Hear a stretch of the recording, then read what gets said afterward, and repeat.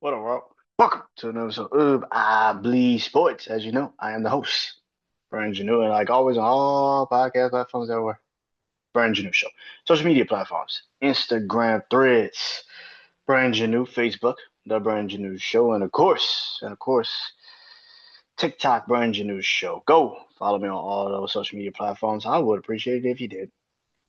Really, where you go? Is the YouTube channel, man. BrandonJaneauShow YouTube channel, man. Go subscribe, comment, like the shorts, like the vids. I haven't done shorts in a minute, but like the shorts, like the vids, like everything, man. Comment, all helps in the algorithm if you do. Yeah, so let's get into it, man. I know. It's not Tuesday, it is Monday, but I missed last week's I Believe Sports. I had a lot going on. And just mentally, I just wasn't into it. Not going on to write shit down and do all this extra shit, and I just did not feel like doing that. So yeah, took a week off, chilled for a second, got my mind back right, and here we are. Here we are. Um, a lot of things are happening in sports. Basketball is officially what in its second week, I think second week, third week, maybe into the NBA season. Um, yeah, of course, football. Got college football. My crazy six. I was on college football week 11, so I got some games to talk about with that. And of course, um, the NFL, Big Four for the NFL this week, coming into this upcoming week, week 10, and my levels of warning in the NFL this week. But let's start it off with this. Congratulations to the Los Angeles Dodgers. They are officially the World Series champions, beating the Toronto Blue Jays in the World Series. I think it was 5-4. Went into extra innings, and the Los Angeles Dodgers pulled it off. Now, the loss for Toronto was very crushing. I mean, you're at home, everything was going your way, and then it just fell apart. And I don't even know how to explain that feeling of like being like, damn, I wouldn't say it feels like this, but it kind of does feel, excuse me, like Golden State losing to Cleveland in Game 7 of that series. It felt like, damn, like you had it. It was yours, and I mean literally 2 outs away. Series is over, and they just gave up a fucking home run, and you're just sitting there like, oh my god, you gotta be kidding me. It it took the win out of Toronto. I mean, I knew once they hit the home run, I knew Toronto couldn't get their mind right back around, like the fact that they just gave up a chance to win the World Series, and I mean 2 fucking outs, man. That's it. That's all you needed. You were no, you had 2 outs. All you needed was one more out, and it was over. And then out of nowhere, the series continued, and you're just sitting there like, you gotta be fucking kidding me. And for it to be Game 7 in front of all of those fans, that city was ready to bring in a championship, and it just ends like that. And that is fucking heartbreaking. Fucking heartbreaking. The fact that they literally scored at the top of the bottom of the 7, 8. It was 4-2, and they just came back and won. As just you just yeah, like the 7th, and they put another score on the board. And you're like, all right, it's 2 runs now, and oh man, that shit was heartbreaking. To watch Toronto just lose that way, man, that sucked. That was a terrible, terrible fucking ending to a season that most people were completely and utterly surprised by. They did not think that Toronto was even going to make the World Series this year, let alone win the AL East very convincingly. And yet their season has been crushed. I don't know what Toronto does during the offseason. I know they got some pieces that are going to be free agents, but do I think Toronto can get back to the World Series next year? Yeah, I do. I actually think Toronto can get back to the World Series. Do I think that it could be a one-off, or it could be this generation's, this decade's Kansas City Royals, where Kansas City got to the World Series, I think like 2, 3 times in the early 2010s, and they lost to the Giants in a Game 7 in Kansas City. San Francisco Giants lost to the San Francisco Giants in the Game 7 in the World Series, but the next year they got back and played the Mets and beat the Mets. So could it be like that? I think it could be. I think Toronto has the players. Vladimir Guerrero Jr., George Springer, who's a veteran, who's been in this business, who's been in the World Series, won World Series before. Um, yeah, I think Toronto has the team. I think they have the team. They have the makeup of what they can be moving forward. And it's going to be pretty intriguing to see if they can get back next year, um, with all of the pressure pretty much being now on them. For the Los Angeles Dodgers, congratulations. You are now back to back champions. This is what the payroll was for. But one flaw for the Los Angeles Dodgers that hopefully they fix during the offseason is they have no bullpen. They have no bullpen. Even their closer is a former starter. Like, they have no bullpen. They had to literally go to all of their starters just to keep the game close.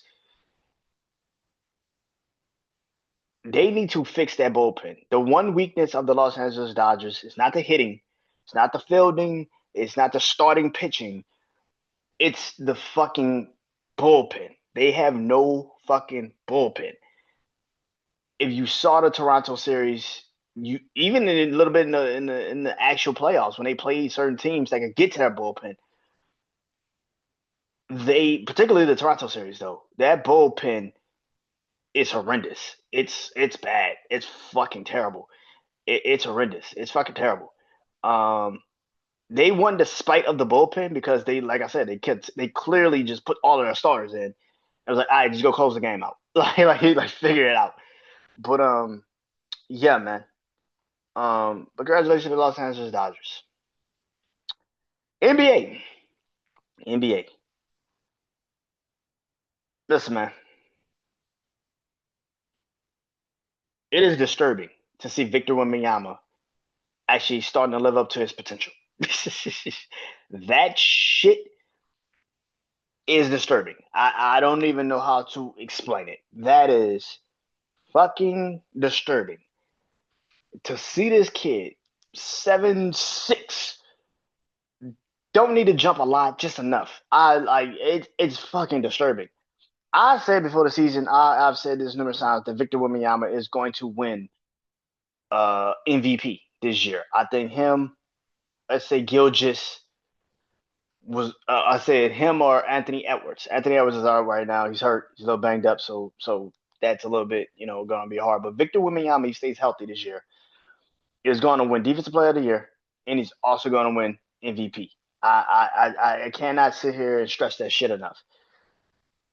Again, people, I know a lot of people are like the Spurs are, the Spurs are, I think they just lost maybe like last night or something.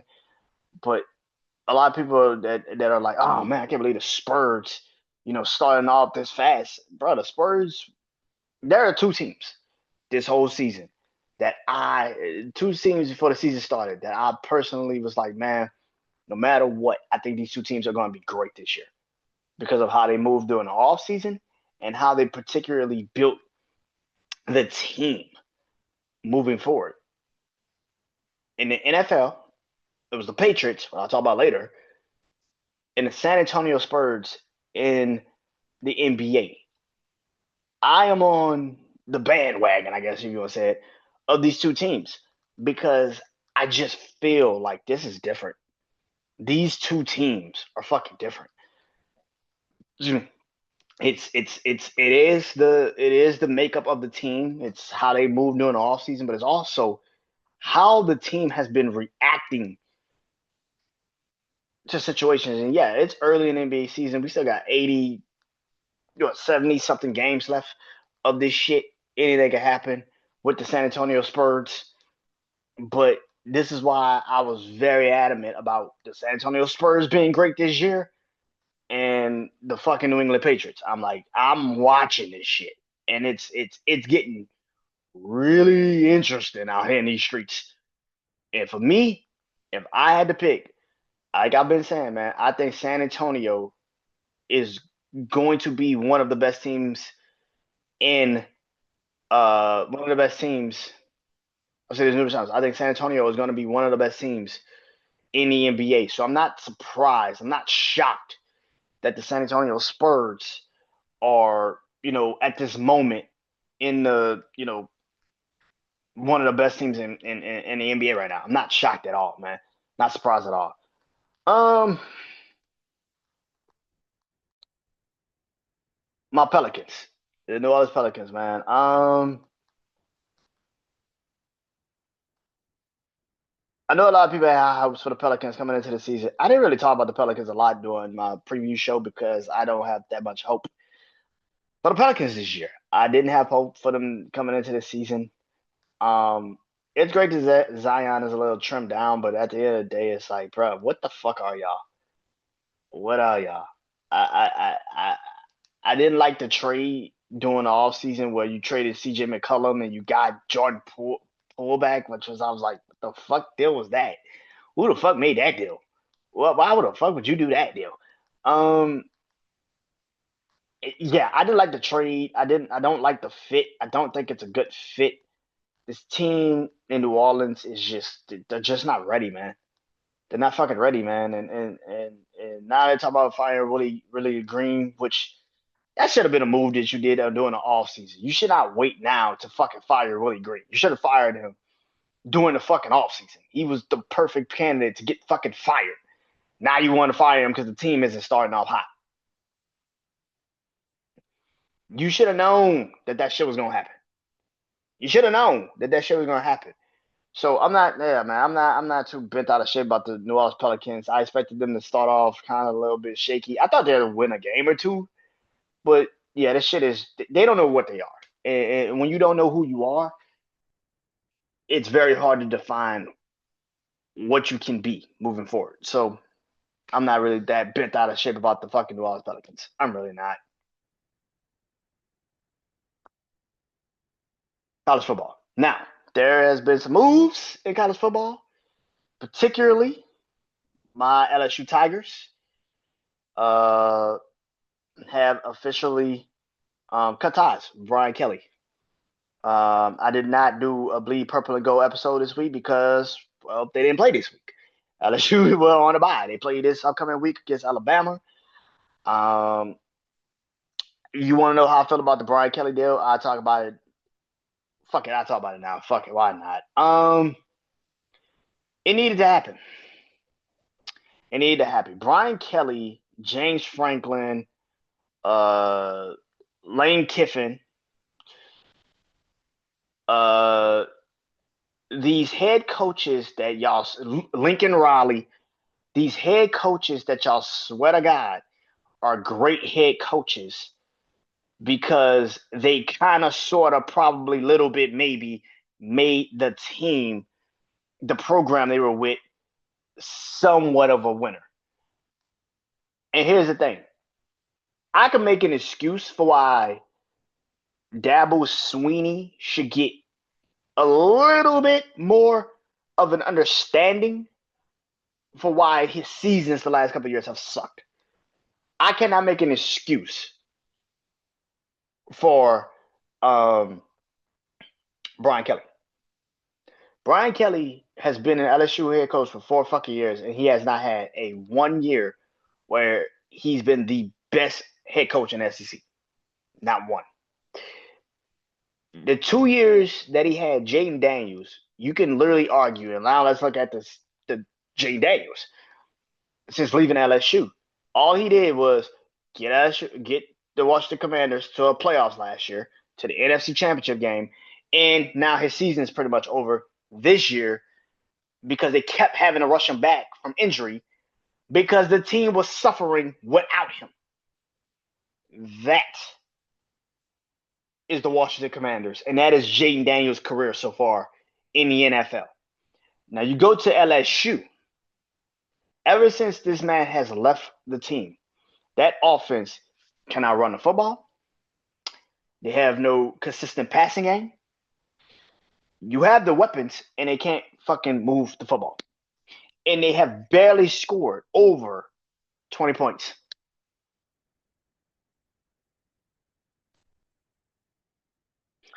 Brian Kelly was hired because Ed Orgeron couldn't make the offense good. After Joe Burrow and Joe Brady left, he was fired because the offense struggled. You hire Brian Kelly to make the offense better. And in the 2 years that Jane Daniels has not been there. And then this year, you couldn't even make an excuse because the defense last year was the defense. The defense could not show up when it mattered most. You can't even make an excuse for why the defense this season, why the offense sucks so fucking bad. The offense was terrible all fucking season. And I have said this numerous times on Bleed Purple and Gold if you have listened to the show. I have literally said every fucking time Garrett Nussmeier has single-handedly fucked his draft stock up. Fucked it up. Could his draft stock get better now that there is no Brian Kelly? Maybe. Possibly. Do I put faith in that shit? Not really. No.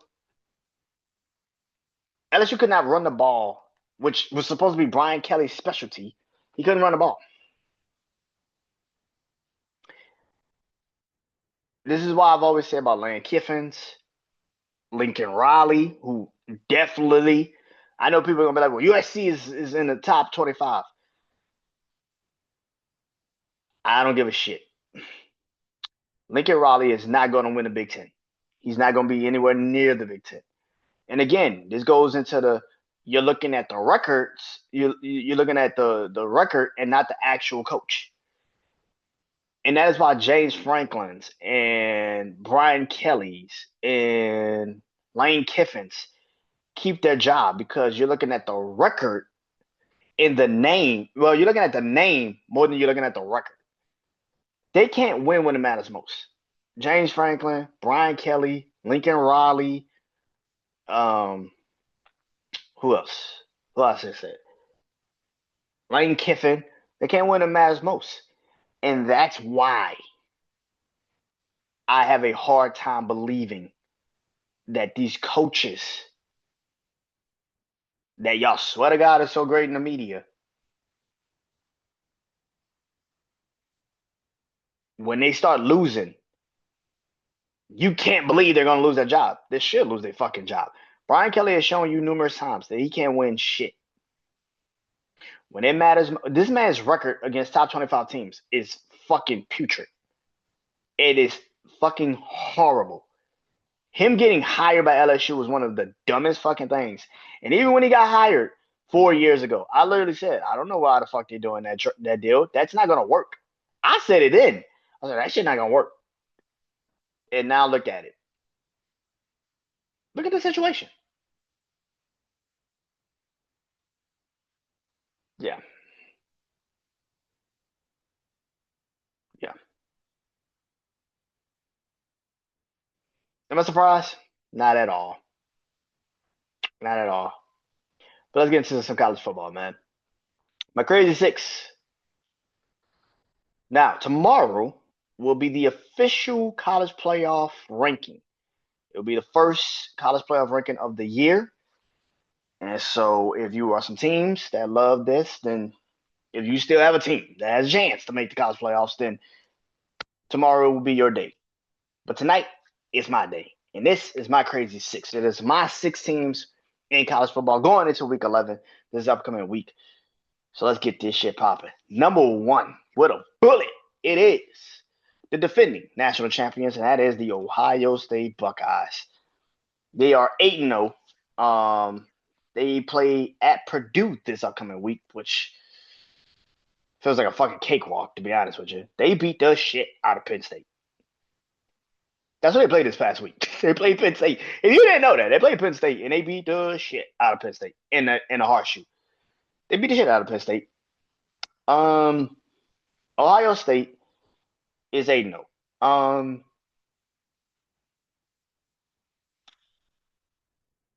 Do I think Ohio State can repeat as champions? Yes, the fuck I do.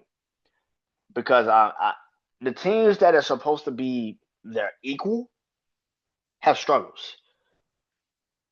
Offensively, Alabama looks good, but defensively, they haven't really played anybody. And when they have played somebody, they've torched them, like physically torched them. Georgia torched them. You had what? Georgia torched them. You had Florida State torched them. So yeah, you know. But Ohio State is an interesting team, and they are the best team in college football. I would easily tell you this: they're the best team in college football, man. There is nobody that's better than Ohio State right now, and they are clearly going to the Big Ten championship game. I don't see anybody. They got the game against Michigan at the end of the year, which is going to be very interesting to see because can Ryan Day finally win that game, which is the game that always trips him the fuck up? Can he finally do it? And they will be in the big house this upcoming year in Michigan. But we shall see. Number two, speaking of the interesting teams, Texas A&M. Now, usually I have Indiana at 2, but I have Texas A&M at 2. Last time I talked about Texas A&M, I think it was by LSU. I think it was the LSU game, and I knew they were going to torch them. I wasn't surprised by that at all. It took them to the second half, but they did exactly what I thought they would do. So, not surprised at all. Um, like I said, Marcellus Reed is the best quarterback in SEC. I know people are gonna sit there and say, "Nah, it's Ty Simpson. Nah, it's the kid from Ole Miss. No, it's Gunner Stockton. No, it's some apparent reason they still want to say it's Arch fucking Manning. It is Marcellus Reed. To watch this kid go from last year where he took over the team in that LSU game last year to now see how Texas A&M has completely and utterly changed their entire team. This kid is ready. This kid is fucking ready. I can't remember who they played this past week. I can't remember who they played. I can't remember.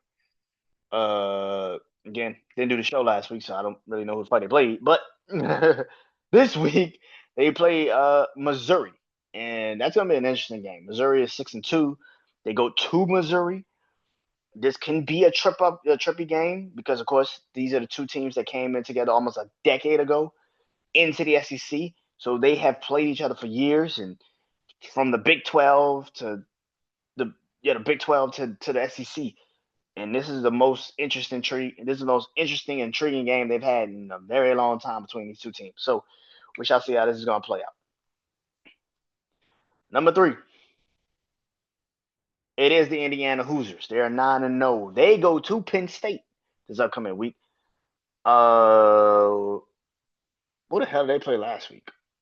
I don't even know who they played last week. Might have been Purdue. I don't fucking know. They beat the shit out of them though. Yeah, the Big Ten championship game is signed, sealed, and delivered. The only team that can even remotely make the Big Ten championship game in a conversation sense is Oregon, and Oregon already lost to Indiana.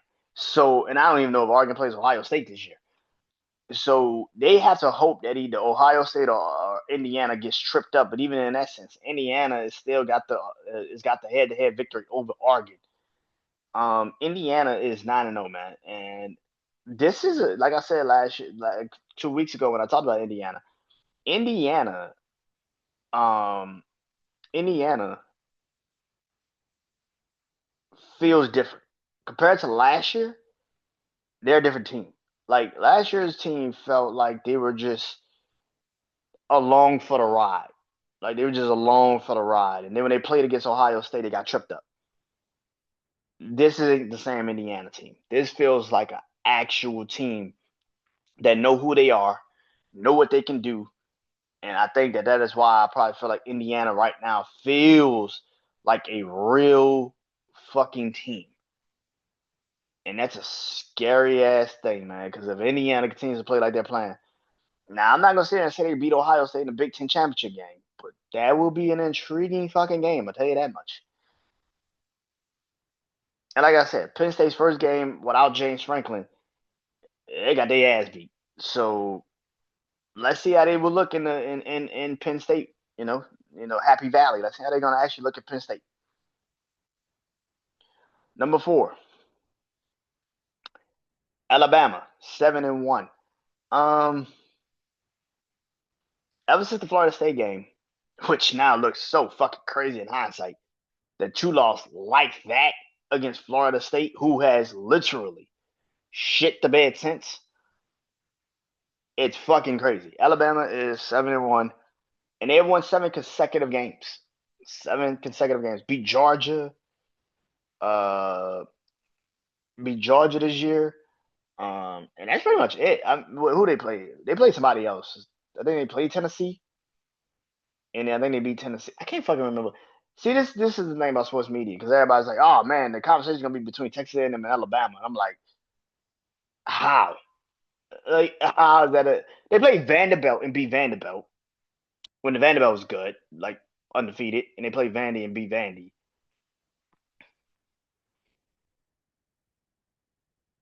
Somebody tried to give them like the South Carolina win, which LSU beat South Carolina, so that's not really a fucking dub that you want to have on your fucking resume that everybody's continuously screaming about. Yeah, I don't know what the fuck people are talking about. Like, I don't get it. Especially after Vanderbilt lost this past weekend too. I guess Alabama's 7-1. They won 7 consecutive games. Like I said, they play LSU this week in Alabama. I think they're gonna beat them. They're gonna beat the shit out of LSU. I don't know how this new head coach is gonna truly look. I don't know. I don't care. I'll talk about the game on Bleed Purple and Gold. It's upcoming. Bleed Purple and Gold is upcoming. You know, Saturday. But yeah, man, I'm number 5 is the Georgia Bulldogs, 7-1. Their only loss was to Alabama. Um, they are at Mississippi State this upcoming week. Georgia, another team that's kind of just been going through it. I mean, they beat Ole Miss, they beat Tennessee. Georgia's defense, like I've said numerous times, Georgia's defense is the weird one. Kirby Smart has not had a bad defense like this in a minute. Like, so it's kind of interesting to see how Georgia is right now. If I had to say, man, Texas A&M, it looks like it's gonna be Texas A&M and Georgia. I mean, Texas A&M and Alabama in the SEC championship game. I know people are gonna be like, "Oh, well, don't count out Texas." I'm counting out Texas. Texas is not beating Texas A&M at the end of the year. Texas defensively is great, but again, you're asking Arch Manning to do something that he can't fucking do. And I know people gonna sit there and say, "But he beat Vanderbilt this past weekend." You really want to hang your hat on Vanderbilt, who wasn't a great defense to begin with. Scored damn near LSU scored the most points this season against Vanderbilt. Stop that shit. Stop it, please. God Almighty. And number 6 is a newbie to the bliss, and that is BYU. Yep, I got BYU, man. BYU is on my list. I think BYU is a very, very intriguing team. They lead the Big 12. Now, last year, I think they lost one game, and it was to SMU, and it kind of tripped them up for the rest of the year. But BYU has always been a really consistent fucking team. And that defense has always been stacked. That offense has always been able to score. And if you actually look at the Big 12, they are in an interesting fucking conference. You got a lot of the teams in the Big 12 that, like Houston and Arizona and Utah and Cincy, who just played this past weekend, and who else? Yeah, Big 12 is a fucking Texas Tech, which I'll talk about in a minute. Iowa State is always a team that's lurking around. And BYU plays against Texas Tech, which I said a moment ago. I'll talk about the game in a minute. But BYU has always been an interesting team, an intriguing fucking team. And it's going to be interesting to see how they're going to manage going into this upcoming week against Texas Tech. Let's get into it. Now, eyes on college football for week 11. You already know I picked 4 games. My skeptical game of the week, my most interesting game of the week, my upset game of the week, and of course, the game of the week to me. So let's get into it. My skeptical game of the week, it is Navy versus Notre Dame.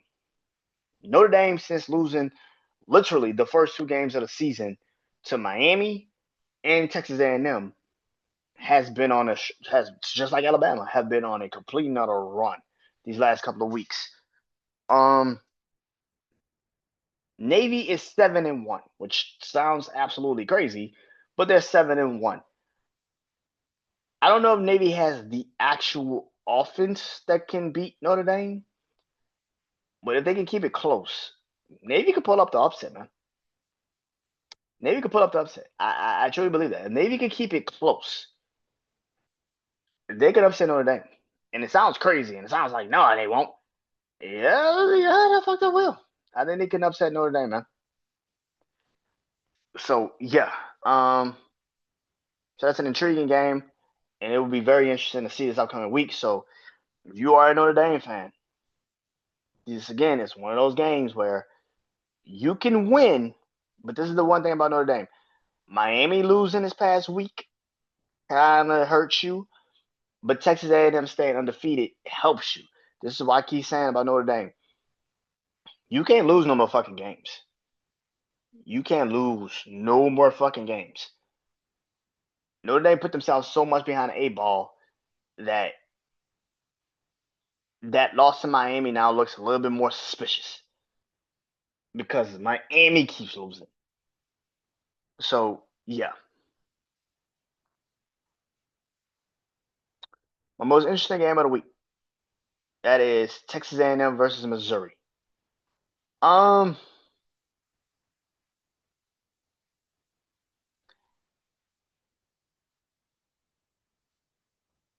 like I just said, this is an intriguing fucking game because of the Texas A&M rolling through the season like they're rolling. Missouri's in the top 25. And like I've said numerous times, if Texas A&M wants to be taken serious, these are the games they're gonna have to actually fucking win and dominate in. Missouri is such a weird team, especially being in Missouri this late into the season, where everything is coming up you. They can catch you off guard, and this is why this is an intriguing fucking game. This is my most interesting game of the week because I want to see how this is gonna look. I have to see how this is gonna look, and it's gonna be intriguing. It's gonna be very fucking interesting.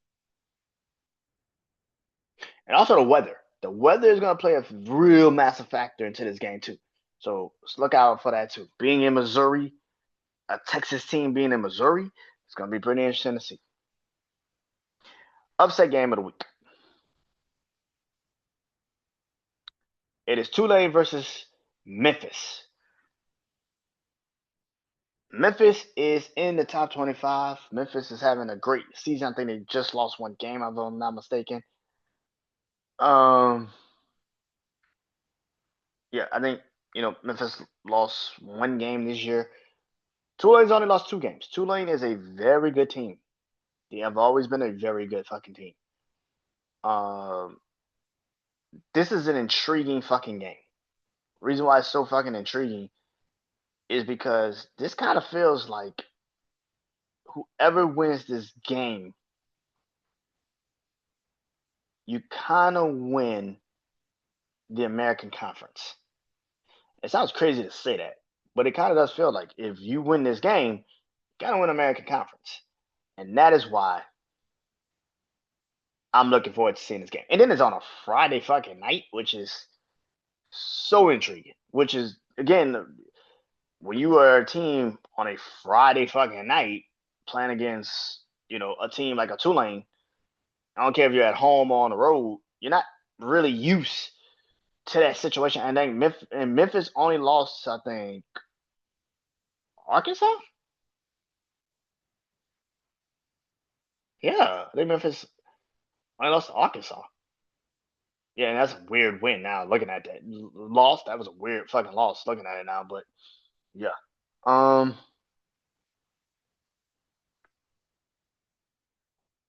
Game of the week: BYU versus Texas Tech. BYU, who is undefeated. Texas Tech, who just lost their first game, I think either like a couple weeks ago or some shit. BYU, who's undefeated, and I told you about BYU. BYU and Texas Tech is going to be literally the game for the Big 12. If Texas Tech can win this game, they control their own fate in the Big 12. If BYU wins this game, then their fate is pretty much signed, sealed, and delivered. That they're going to be in the Big 12. And for BYU, the rest of the season will be trying to just not only keep the Big 12 title game in their favor, but also move up in the rankings. And that is a team tomorrow that is definitely going to be looking at, particularly where the fuck they land. I think BYU, depending on the where they are positioned tomorrow, and they're probably going to be the one of the four seats. They're probably going to be one of the four seats. Um, Texas A&M is going to be one. Ohio State's going to be two. Ohio State's going to be one. Texas A&M is probably going to be two. I don't know how they're going to do this particular seeding because they pretty much changed the fucking rules on how to fucking do the seeding because they didn't want every fucking team in this shit. But BYU is one of the teams. Texas A&M is going to be one of the teams. Ohio State is going to be one of the teams. I don't know who's leading the ACC. I think Georgia Tech. Yeah, Georgia Tech is one of the teams. So yeah, um, yeah, I don't even know who leads the ACC now. I think it might be Louisville, if I'm not mistaken. Um, Maybe Texas or Louisville, Georgia Tech or Louisville at this moment. But yeah, I think BYU is definitely, definitely going to be intriguing. Texas Tech just lost just recently. They're one of those teams in Texas Tech that can definitely make some fucking noise. If they beat BYU, they control their destiny in the Big 12. And that right there is a massive situation. Being in Texas Tech this upcoming weekend, if you're in Ludrick, Texas, going to this game, enjoy this fucking game because this is gonna be good. This is gonna be fucking good.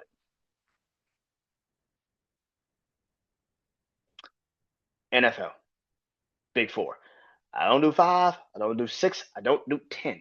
I do four. Four teams. My four best teams in NFL right now. Let's get it going. Number one, at 7-2, and right now have the best record in the NFL. That shit sounds nuts, don't it? They have the best record in the NFL. They have the best record in the NFL. This is why I said that the New England Patriots were going to be one of the best teams in the NFL when it was all said and done. New England is 7-2 after beating the Atlanta Falcons yesterday, holding on very fucking tightly. They are 7-2. They go to Tampa Bay this upcoming weekend to play the Tampa Bay Buccaneers, who are, I think, like what? Tampa Bay is, I think, 6-2. Yeah, Tampa Bay, I think, is 6-2. Drake May is killing it. Drake May is killing it. Um, I love to see Trayvon Henderson, the standout preseason player, the rookie from Ohio State, got a lot of carries. Yesterday they also had the other guy in there with him. But this New England team is fucking good. That offense is fucking good. The defense last, the defense yesterday had their fuck ups, but that was also because of Drake May turning the ball over a little bit. The Patriots offense was turning the ball over a little bit too much. So the defense couldn't really hone in on what they were. But for the most part, New England feels like a complete fucking team. That offensive line gotta get their shit together a little bit because they were kind of letting Drake may get fucked up. Excuse me.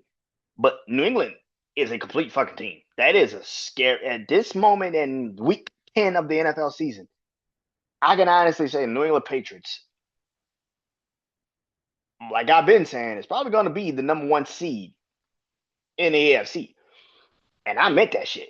I said this shit at the beginning of the year. I said this shit now. I say it again. If they beat Tampa, go into Tampa and beat Tampa, which is going to be a pretty fucking interesting game. Tampa's coming off of a bye. Everything is pretty much could fall into Tampa's place. But the last time we saw Tampa, they barely could score against the Saints. So it took a defensive touchdown and just really bad offense by the Saints to keep giving them good field position just to fucking score. So this is going to be an intriguing game. Can the Patriots win, 8 consecutive games? Shit like that? That's crazy. No, 7 consecutive games. That's crazy. That's nuts. That's ridiculous. Number 2, it is the Los Angeles Rams. They're 6-2. Rams beat the shit out of my Saints yesterday. I did not do bleed black and gold yesterday because I was not about to fuck up my Sunday on a late Sunday and watch another Saints game where I had to talk about the bullshit. Nah, I'll be back the upcoming Sunday when they play Carolina. I'm not doing that shit. I'm not about to fuck up my Sunday. Watch that bullshit. Watch all that good football yesterday, and then I gotta watch that fucking disaster of a fucking team we call New Orleans Saints. Fuck that. The Rams are 6-2. They play against the 49ers this upcoming week. They literally just played, 2-3 weeks ago on a Thursday football game, and 49ers beat them there. The Rams need to win this game. There are no excuses. In that division with San Francisco and Seattle and the Rams all tied at 6 wins, 2 losses, 49ers have 3. The division's literally coming down to the fucking end. And the Rams, to me, have the best team. You have the defense. You have the offense. You have the best team. Seattle has a really good defense, but I don't trust Sam Darnold when it matters most. You can miss me with that shit. San Francisco has been banged up all fucking season. They have lost Nick Bosa. They have lost Fred Warner. They have lost every fucking massive piece on that defense. They're now starting to regain their offensive weapons, but for the most part, they have had no fucking offense. Kyle Shanahan has coached really well. I'm not going to sit up here and pretend like Kyle Shanahan hasn't coached his ass off. He has. It does not change the facts that the Rams are the better team. But Sean McVay, when it comes to the San Francisco 49ers, can't get it done. You saw it a couple weeks ago when they were in LA, and they couldn't get it done.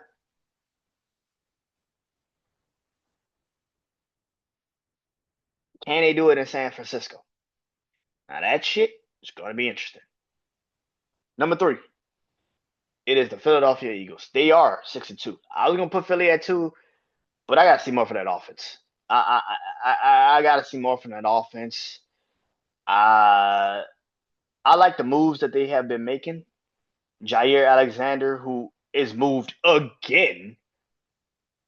The man got released during preseason, got released during the offseason, signed with Baltimore, and they got moved to the Philadelphia Eagles this past weekend.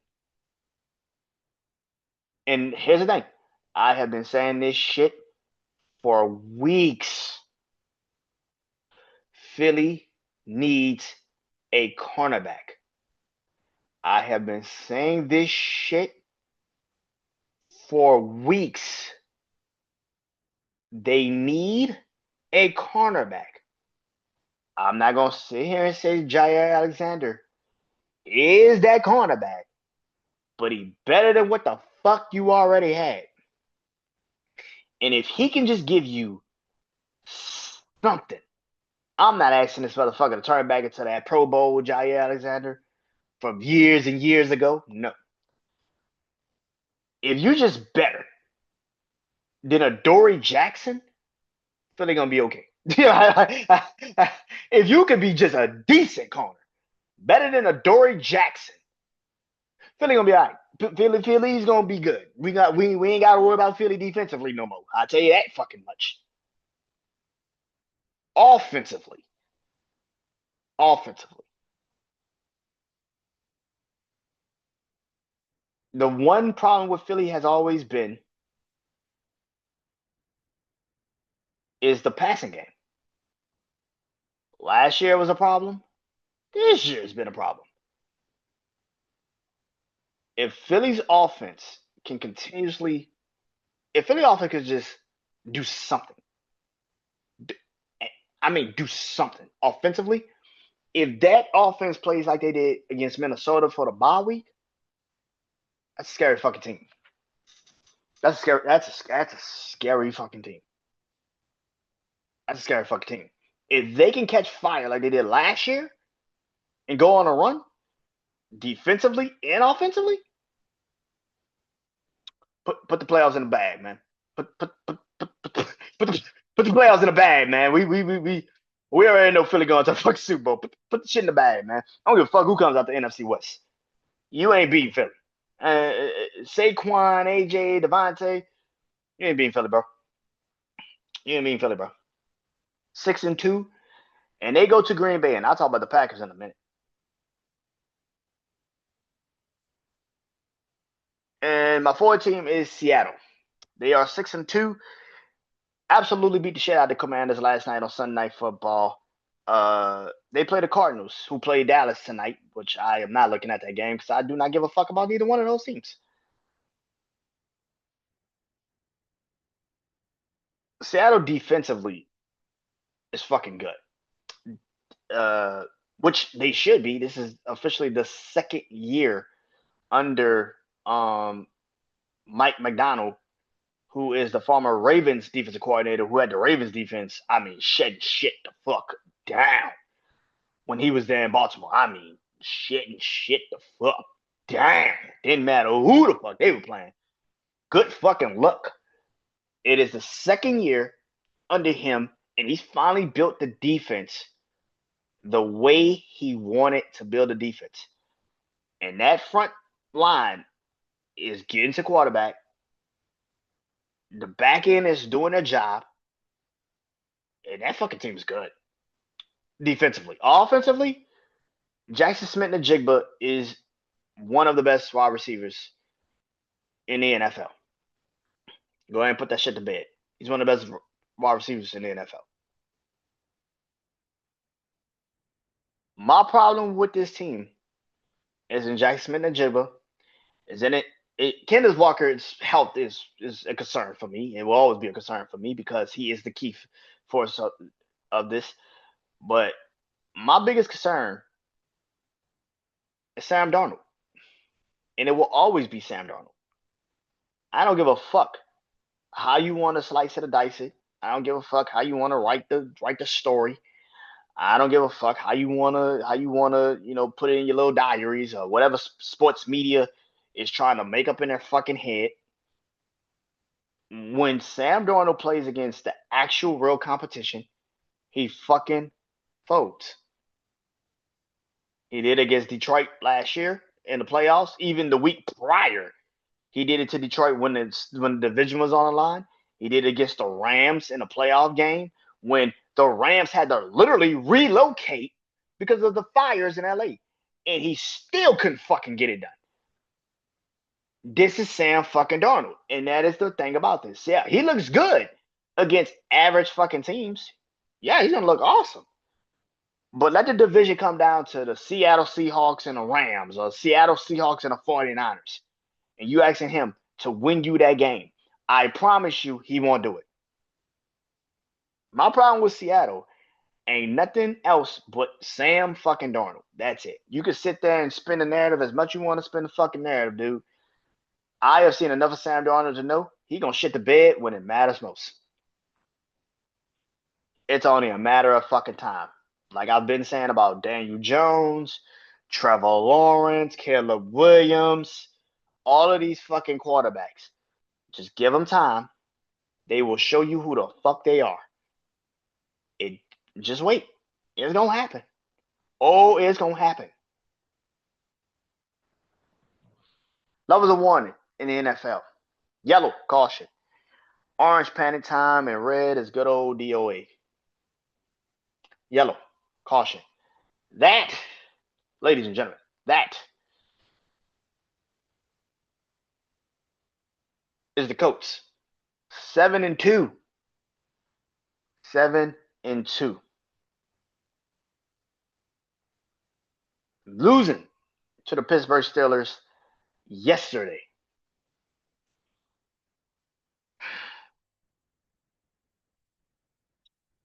Daniel Jones is one of those quarterbacks that I literally just said. I was just talking about. Daniel Jones is one of those quarterbacks I just literally just talked about. You put the game in his hands, and what happened? He couldn't fucking do it. The Pittsburgh Steelers set out to stop Jonathan Taylor, and they did. And this is why I continuously say about Daniel Jones. I don't give a fuck what the narrative is. Daniel Jones is never going to win you the game when it matters most. Never. Never. Same thing with Sam Darnold. Same thing with Trevor Lawrence. Same thing with Caleb Williams. It will never fucking happen. I know people are gonna sit there and say, "Why do you keep saying Caleb Williams? He beat Cincinnati." Are you fucking serious right now? Cincinnati, who we all have said defensively fucking sucks, and you want to give this motherfucker props for beating the worst defense in the NFL. When he couldn't throw a fucking touchdown pass for 2 consecutive weeks against the Saints and the Ravens. Please shut the fuck up. Please shut the fuck up. Please shut the fuck up. You don't know shit. Shut up. You want to get this motherfucker props for beating the worst defense in the NFL. When for 2 weeks, 2 fucking weeks, he could barely throw a fucking touchdown pass against the Ravens and the Saints. Please shut the fuck up. Please shut the fuck up.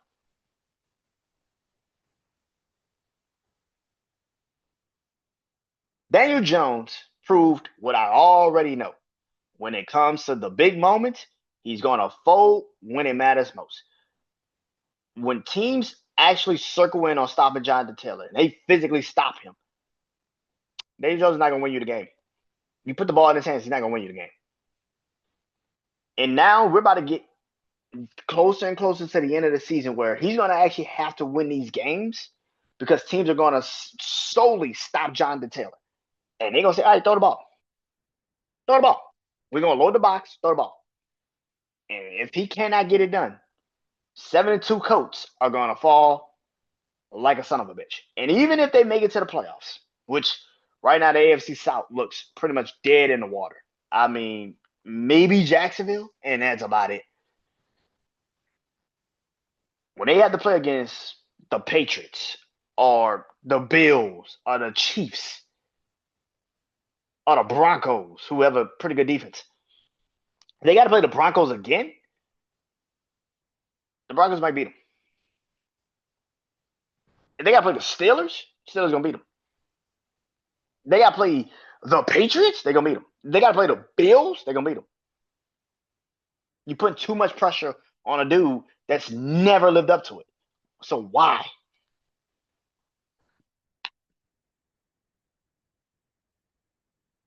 Orange, panic time. And that is the Green Bay Packers.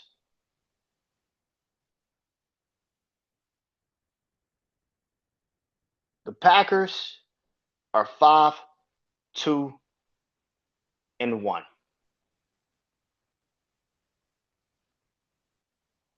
Packers lost at home to the Carolina Panthers.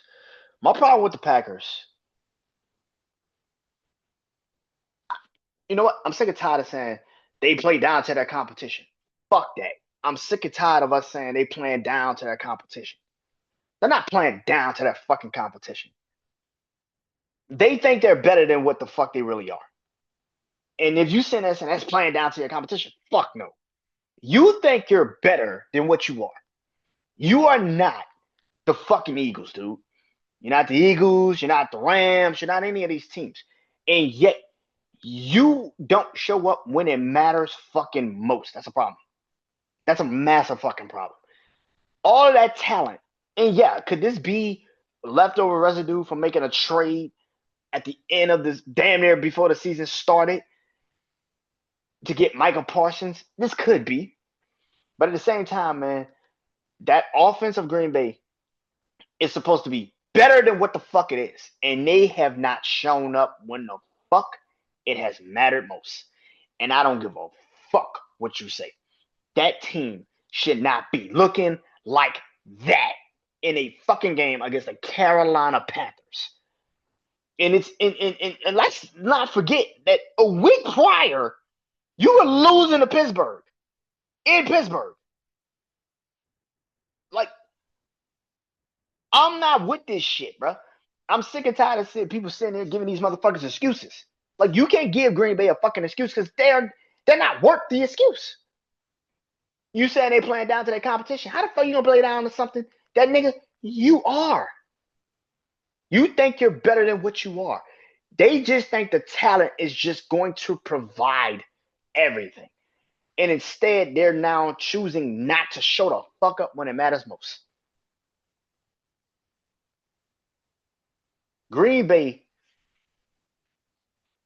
to be 5-2-1. I'm still trying to figure out how the fuck you tied Dallas. I'm still trying to figure this shit out. Your defense, your team, everything about this fucking team irks me. It pisses me off because you are so fucking talented. And it just feels like you're stuck in fucking neutral in a lot of these fucking games. You showed up against Pittsburgh. Barely. Green Bay, oh my God. The fact that you lost to fucking Carolina. Next week, you might really give the Eagles a problem. Or you could also fucking lose the game and get blown out. It really, and now that Jair Alexander, if he's healthy and he plays next week, returning to Green Bay, you don't think he's gonna be motivated? You literally fired him. Let him walk. Just cut him. Say, all right, bye. All right, man. Yeah, Green Bay pisses me off. Watching that fucking team pisses me off. There is no way in hell your two losses came to the Browns and the fucking Panthers. In what fucking world they do that at? And you have a tie against the fucking Cowboys. Because your defense couldn't stop them. You scored 40 fucking points and your defense couldn't stop you. Fucking guess. Red DOA, man. Red DOA. And that's the Raiders. 2-6.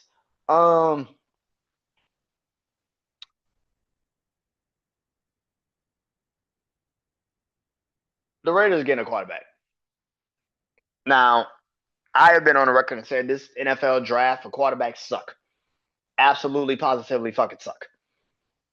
I wouldn't waste a fucking draft pick on a quarterback, especially not in the first fucking round. You kiss my ass with that shit. But I can definitely see the Raiders looking around and trying to see maybe the Raiders call the Browns. And that's how you end up getting Shedeur Sanders to be a starter next year. Maybe the Raiders call and check, all these other places, man. Maybe, crazy as it sounds, Miami says, fuck it. Y'all want Tua? There are places that the Raiders are going to. Maybe Aaron Rodgers does play another year. And maybe he doesn't do it in Pittsburgh. He does it in Las Vegas. But I truly believe that the Geno Smith experience is fucking over. They're not doing this shit another fucking year. I know they signed him for 2, but they're not doing this shit another fucking year. That is done. That is dead in the water. They ain't doing this shit 2 years in a row. They not doing this. You kiss the Raiders' ass. They ain't doing this shit. This experiment is done. Maybe they call the Jets and get Justin Fields. Like I said, maybe they call the Jets. Maybe they get, you know, they make some. Maybe go get Shador. Maybe Aaron Rodgers fakes the retirement and comes back to the NFL and plays for the Raiders. Um, maybe Spencer Rattler from the Saints goes to Vegas. Who the fuck knows? Um, yeah, I don't see it. I don't see the Raiders. I don't know if the Raiders do take a quarterback in the first round because at this time you could do it, but I don't think I think how bad the Geno Smith experience has truly went. If you take a quarterback in the first round, which right now I think you're picking like third for the fifth, I don't see how you don't draft you may draft one, but this guarantees that Geno Smith is starting next year, and I don't think they want to do that. That is why I say it's probably better if you just go call up the Browns, you call up the Saints, you call up somebody and just get their quarterback because at least you got something with them. And that's the thing. I don't know what the fuck you do. That this season for the Raiders has been a complete and utter dumpster fire. There's no way in hell you should have lost to the Jaguars yesterday. Um, and yeah, this was a terrible loss. And Geno Smith is just showing you that maybe the Seahawks were right to let him go. So yeah, but that is it.